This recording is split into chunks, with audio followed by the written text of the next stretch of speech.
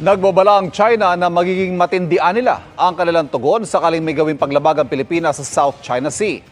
Kasunod yan ang kasunduan ng Pilipinas sa China sa Rotation and Reprovisioning Mission sa Ayungin Shoal.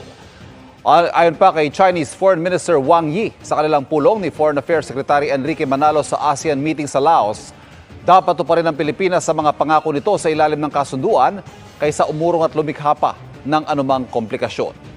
Sa hiwalay na post, sinigundahan ni Manalo ang dapat na pagsunod ng dalawang bansa sa kasunduan. Kahapon nagsagawa ng RORE mission sa BRP Sierra Madre.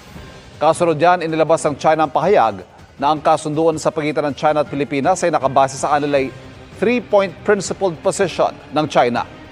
Nasabihan din umano sila na magkakaroon ng resupply bago ito isagawa kahapon at nakumpirma rin nila on-site na tanging humanitarian living necessities lang ang dala ng barko ng Pilipinas. Ang DFA ikinalungkot ang naging pahayag ng Chinese Foreign Ministry at tinawag na pag-mischaracterize nila sa naging RORE. Dagdag pa ni PCG spokesperson for the West Philippine Sea, Commodore J. Tariela, hindi humingi at hindi manghihingi ng permiso ang Pilipinas sa China para sa RORE. Wala rin anyang boarding at inspection ng China Coast Guard na nangyari, taliwas sa kanilang sinasabi.